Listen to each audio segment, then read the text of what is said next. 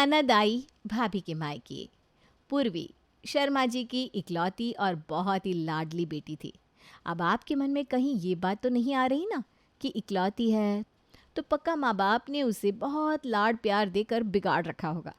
लेकिन ऐसा बिल्कुल भी नहीं है। उसके उलट पूर्वी बहुत ही समझदार और शांत किस्म की लड़की थी। पूर्वी के अलावा शर्मा जी का एक बेटा भी था जिसका नाम था रितेश। रितेश की अभी कुछ दिन पहले ही शादी हुई थी और शादी के बाद रितेश की पत्नी रक्षा भी अब शर्मा जी के घर की सदस्य बन गई थी। शादी के बाद तकरीबन 1 महीना अपने ससुराल में बिताने के बाद अब बहू रक्षा अपने मायके गई हुई थी। एक दिन सुबह के तकरीबन 11 बजे होंगे कि रक्षा के मायके का दरवाज़ा नॉक होता है। रक्षा मेन गेट खोलती है तो देखती है सामने उसकी ननद पूर्वी खड़ी हुई है। अरे पूर्वी बेटा, तुम यहाँ अचानक? आओ अंदर बेटा। आंटी जी वो क्या है ना, आपको तो पता ही है, मैं आजकल जॉब की तलाश में हूँ। तो मेरी एक सहेली ने मुझे यहाँ जयपुर में जॉब के बारे में बताया था। इसी सिलसिले में जयपुर आई थी। और फिर जब मैं जयपुर के लिए निकलने लगी ना तो मम्मी पापा ज़िद करने लगे कि अनजान शहर में होटल में रुकने की बजाय मैं आप लोगों के साथ ही रुक जाऊँ। और वैसे भी इस समय तो भाभी भी यहाँ आई हुई है ना तो मुझे भी थोड़ा कंफर्टेबल ही लगेगा। हाँ हाँ बेटा, क्यों नहीं, बिल्कुल ठीक सोचा तुमने। अरे तुम्हें जितने दिन रहना है आराम से रहो, हमें कोई समस्या नहीं है बेटा। हमारे लिए तो जैसे रक्षा वैसे तुम। रक्षा की माँ के प्रेम से स्वागत करने के कारण पूर्वी कुछ ही देर में वहाँ पर कंफर्टेबल हो गई थी। चलो आंटी जी तो मेरे बहाने में बड़ी आसानी से फंस गई। अब मुझे अपना सीक्रेट मिशन पूरा करना है बस। पूर्वी कहने को तो मेहमान बनकर आई थी लेकिन उसकी नज़र घर में सभी के ऊपर थी। वो तिरछी नज़रों से घर में हो रही सभी गतिविधियों पर अपनी नज़र बनाए हुए थी। चाय नाश्ते के बाद, पूर्वी बेटा आओ, तुम्हें तुम्हारा कमरा दिखा देती हूँ। बहुत लंबा सफ़र करके आई हो, थकान हो गई होगी ना तुम्हें। ऐसा करो, थोड़ी देर आराम कर लो, उसके बाद तुम्हारे लिए बढ़िया सा डिनर लगवाते हैं। अरे आंटी जी प्लीज़ आप इतनी तकलीफ़ मत करिए। अब आप इतनी फॉर्मेलिटी करेंगी ना तो मुझे अच्छा नहीं लगेगा। अरे बेटा, इसमें फॉर्मेलिटी जैसी क्या बात है। अरे भाई, तुम पहली बार हमारे घर आई हो और फिर बहन जी ने कितने अधिकार से तुम्हें यहाँ रहने के लिए भेजा है।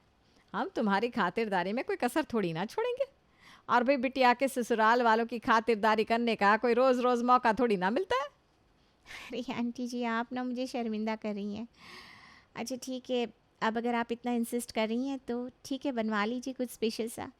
हम भी तो देखें भाभी के मायके की रसोई में कितना स्वाद है। रक्षा की माँ पूर्वी की बात सुन के वहाँ से चली जाती है। अरे भाई मैंने तो जैसा सोचा था यहाँ पर तो सब कुछ एकदम उल्टा ही नज़र आ रहा है। भाभी का मायका तो एकदम चकाचक है। साफ़ सफाई से लेकर घर की मेंटेनेंस सब एकदम दुरुस्त है। इतना ही नहीं, मेरे घर में आते ही आंटी जी और भाभी की भाभी तो मेरी खातिरदारी में ऐसे लग गई जैसे घर पर कोई वीआईपी गेस्ट आया हो। कहते हैं कि first impression is the last impression. First impression तो बहुत अच्छा डाला है भाभी के मायके वालों ने, लेकिन मुझे इतनी जल्दी इम्प्रेस होना नहीं है भाई। बात की तय तक तो मुझे जाना ही पड़ेगा। कुछ देर आराम करने के बाद पूर्वी जब बाहर सबके साथ लिविंग रूम में आकर बैठती है तो देखती है रक्षा अपने कमरे में बैठी हुई टीवी देख रही है और उसकी भाभी और माँ दोनों दौड़ भाग के किचन में खाने की तैयारी में लगी हुई हैं। अरे भाभी आप बिना बात ही परेशान हो रही हैं। मैंने तो मना भी किया था आंटी जी को। अरे अपनी तो फैमिली जैसी बात है ना, आप लोग क्यों इतनी फॉर्मेलिटी कर रही हैं। कुछ सिंपल सा बना लेते तो मैं कुछ भी खा लेती। और वैसे भी अभी 2 घंटे पहले ही तो आपने मुझे इतना ज़बरदस्त नाश्ता करवाया है। वैसे भाभी मानना पड़ेगा, आपके हाथ के पकौड़े और चाय खाकर ना मज़ा आ गया। इतना अच्छा अच्छा नाश्ता मत करवाइए मुझे, कहीं ऐसा ना हो कि मैं रोज़ रोज़ आपको आकर परेशान करने लगूँ। अरे पूर्वी, मेहमान तो भगवान की तरह होता है भाई, और इससे ज़्यादा अच्छी बात क्या हो सकती है कि तुम्हें हमारे यहाँ का खाना इतना पसंद आया कि तुम रोज़ रोज़ यहाँ आना चाहती हो। अरे भाई, हम कोई खातिरदारी करने से घबराने वाले लोग थोड़ी ना है कि घबरा जाएंगे। अपना ही घर समझो, हाँ, और जब मन करे तब आया करो। बल्कि मैं तो कहूँगी तुम्हारी जॉब अगर यहाँ लग जाए ना तो तुम हमारे साथ ही रहो। हमें ऐसा लगेगा कि रक्षा गई और तुम आ गई। हमारे लिए तो जैसे रक्षा वैसे तुम। रक्षा भाभी की भाभी तो वाकई बहुत स्वीट है। अरे यार इतना प्यार कौन करता है। मैंने उन्हें उकसाने की कितनी कोशिश की लेकिन उनके फेस से तो वो प्यारी से स्माइल जाने का नाम ही नहीं लेती। उन्हें देखकर तो ऐसा लग ही नहीं रहा कि उन्हें मेरे यहाँ आने से कोई दिक्कत है। पूर्वी अगले 2-3 दिन तक रक्षा के मायके में रुकती है और अपने मन की खूब अच्छे से तसल्ली करती है। जब उसे शक करने की कोई वजह नहीं मिलती तो अंत में टूट जाती है और रक्षा की माँ के पास जाती है। माफ़ कीजिए माँ जी, आप लोगों के इतने अच्छे व्यवहार और प्रेम भाव को देखकर अब ना मुझे बड़ी ग्लानि महसूस हो रही है। क्या हुआ बेटा, ऐसी बात क्यों कर रही हो? मैं आप लोगों को एक सच बताना चाहती हूँ। मेरे यहाँ आने की वजह कोई इंटरव्यू नहीं बल्कि कुछ और है। क्या बात कर रही हो बेटा? इसका मतलब तुमने हमसे झूठ बोला? लेकिन आखिर ऐसी क्या वजह थी जो तुम्हें झूठ बोलना पड़ा?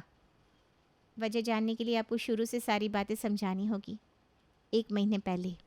अरे रक्षा बेटा, देखो भाई अब तुम्हारी शादी को 10 दिन पूरे हो गए हैं और हमारी कोई 2-4 बहू तो आनी है नहीं, है? तुम इकलौती बहू हो इस घर की, इसलिए अब इस घर की सारी जिम्मेदारी तुम्हारी है। भाई जब तक बच्चे छोटे थे इनकी जिम्मेदारी के कारण अपने हर शौक और खुशी को कुर्बान कर दिया मैंने।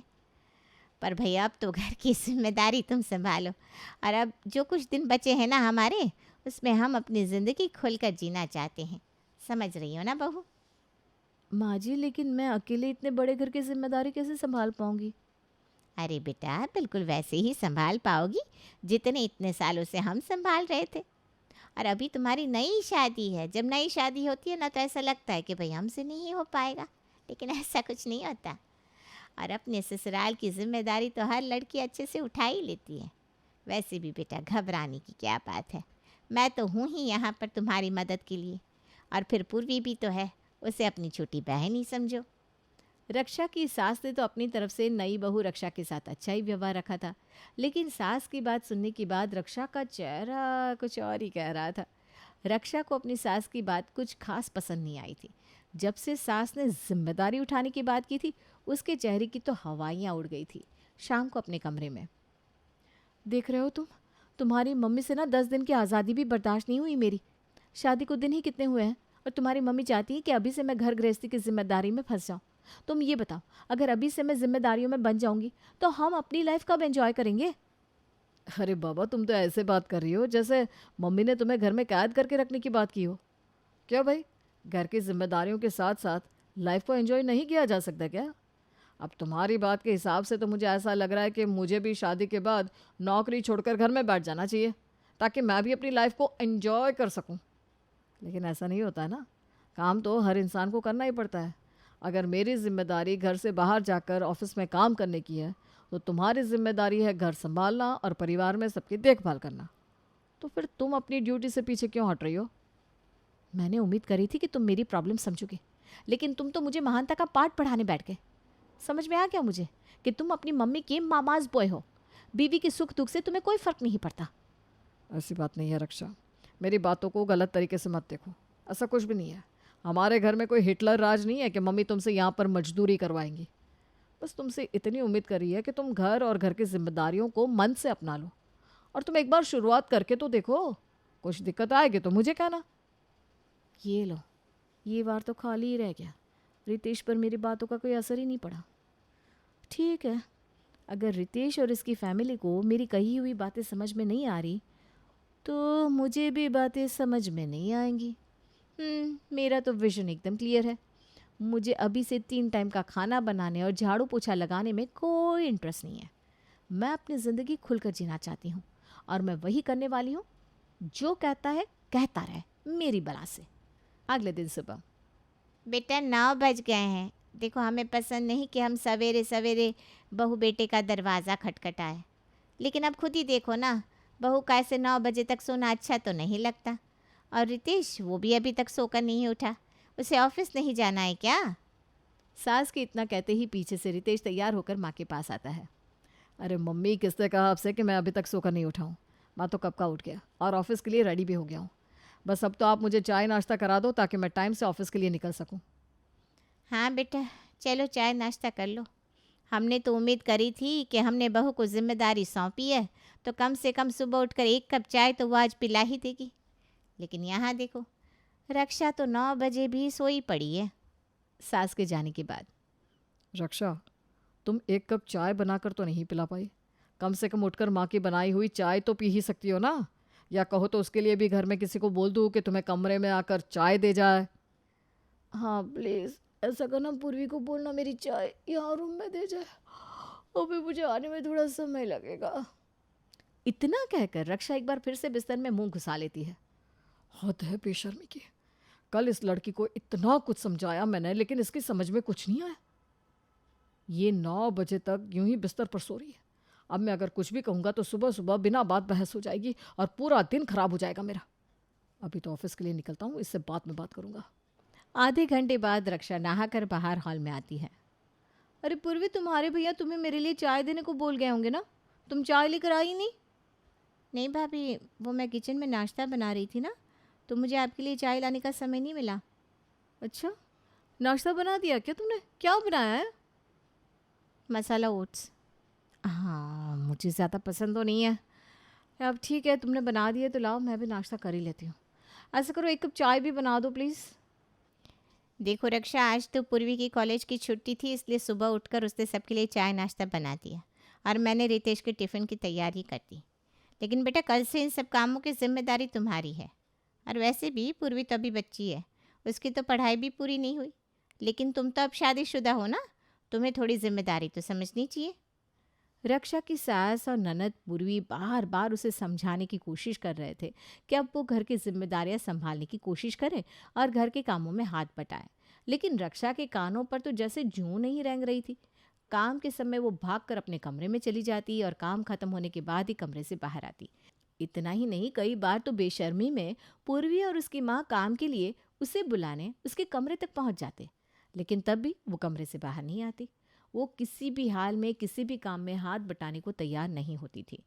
कुछ दिन तो पूर्वी और उसकी सास उसके कमरे की साफ सफाई करते रहते हैं, लेकिन बाद में थक कर उन्होंने भी अब पूर्वी के कमरे की साफ सफाई करनी बंद कर दी। 1 महीने के बाद। देख रही है पूर्वी तू, अरे इसकी गोरी चमड़ी पर फिदा होकर ब्याह करके ले आए थे हम इसे। हमें तो यही लगा था ना कि अच्छा परिवार है, अच्छे लोग हैं, पढ़ी लिखी लड़की है, हमारे घर में आएगी तो हमारा घर स्वर्ग बन जाएगा। लेकिन हमें क्या पता था कि मेरे अच्छे खासे घर को कबाड़ खाना बना देगी। और बात ये नहीं बेटा कि काम हमें करना पड़ रहा है। अरे अभी तो मेरे हाथ पैर सही सलामत है, आज तो मैं काम कर ही रही हूँ। लेकिन अगर इसका यही रवैया रहा ना, तो आज तो क्या, आने वाले समय में भी ये किसी काम को हाथ नहीं लगाएगी। इसका मन ही नहीं है बेटा किसी भी काम को हाथ लगाने का। मुझे तो लगता है इसके संस्कारों की कमी है। इसके माँ बाप ने इसे हाथ पैर हिलाना सिखाया ही नहीं। इसकी माँ ने अगर इसे थोड़ी सी भी शिक्षा दी होती ना, तो आज इसकी हरकतें ऐसी ना होती। मुझे तो समझ में नहीं आता, आखिर करूँ तो क्या करूँ। मम्मी, मैं जानती हूँ कि आप भाभी की इन हरकतों की वजह से बहुत परेशान हैं। कल भाभी के मायके जाने के बाद मैं भी उनके कमरे में गई थी। उनके कमरे की हालत देखकर मेरा तो दिमाग ही घूम गया। पूरा कमरा कचरे का डब्बा बन गया है। अरे इतना ही नहीं, चाय और कॉफ़ी पीकर कब तक रखने के लिए किचन में नहीं गई। कम से कम 5 कप उनके कमरे में अलमारी के ऊपर रखे हुए हैं। मुझे तो समझ में नहीं आता कि अपने पहने हुए कपड़े तक धोती है कि नहीं, या फिर ऐसे ही रोल बनाकर अलमारी में भर रखें। लेकिन फिर भी मम्मी, ऐसी ही भाभी के मम्मी पापा को दोष देने से कुछ नहीं होगा। हमें पता लगाना होगा कि आखिर भाभी इतनी आलसी और कामचोर क्यों है। मैं ऐसा करती हूँ, भाभी के मायके जाती हूँ और वहाँ जाकर पता लगाती हूँ कि क्या सिर्फ भाभी इतनी कामचोर है या फिर उनके घर में सबका रवैया ऐसा है। इसके बाद आप लोगों के परिवार का रहन सहन और व्यवहार देखने के लिए मैं यहाँ पर बहाने से आ गई। यहाँ आकर मैंने महसूस किया कि रक्षा भाभी तो पूरा दिन अपने कमरे में ही पड़ी रहती है, जबकि आप और भाभी जी तो पूरा दिन घर के कामों में बिजी रहते हैं। हमारे घर में अगर कोई मेहमान आ जाता था तो रक्षा भाभी किसी को 1 कप चाय तक बनाकर देने को तैयार नहीं होती। लेकिन आप लोगों ने तो मेरे आने पर मेरी मेहमान नवाजी में कोई कसर नहीं छोड़ी। अंजलि भाभी तो इतनी प्यारी है कि उनकी तारीफ़ के लिए मेरे पास शब्द ही नहीं है। बस मेरा एक ही सवाल है आप लोगों से, जब आपके परिवार में सब लोग इतने अच्छे हैं तो रक्षा भाभी के अंदर आप लोगों का एक भी गुण क्यों नहीं है? माफ़ी चाहते हैं बेटा, हमारी बेटी की वजह से आप लोगों को इतनी परेशानी झेलनी पड़ी। लेकिन मैं नहीं जानती थी कि मेरी नालायक बेटी ने ससुराल में जाकर ऐसे कारनामे किए होंगे। अगर मुझे थोड़ा सा भी आभास होता ना, तो मैं इसके कान खींच के कब का इसे सुधार चुकी होती। तुम चिंता मत करो बेटा। देखो, जिस दिन से यहाँ आई है ना रक्षा, वो बस आराम ही कर रही है। और हम भी उसे ये सोचकर आराम करने दे रहे थे कि चलो कोई बात नहीं, ससुराल में तो काम करती ही होगी, अगर यहाँ 2-4 दिन आराम कर भी लेगी तो क्या फ़र्क पड़ जाएगा। लेकिन मुझे नहीं पता था कि ससुराल में भी ऐसी निकम्मों वाली हरकतें कर रही है।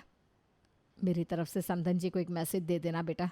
उनसे कहना कि उनकी बिगड़ी हुई गाड़ी को डेंट पेंट करके और इंजन की मरम्मत करके 15 दिन में मैं वापस छोड़कर जाऊंगी। और इन 15 दिन में ये धक्का मार मार कर चलने वाली गाड़ी ना भागना सीख जाएगी। रक्षा की ननद पूर्वी अपने घर वापस लौट गई थी, लेकिन अब रक्षा के लिए एक बहुत बड़ी मुसीबत खड़ी हो गई थी। क्या बात है बेटा, हमें तो पता ही नहीं था। हमारी राजकुमारी ससुराल में जाकर हमारा इतना नाम रोशन कर रही है। अगर पता होता तो हम तेरी स्पेशल वाली खातिरदारी करते ना।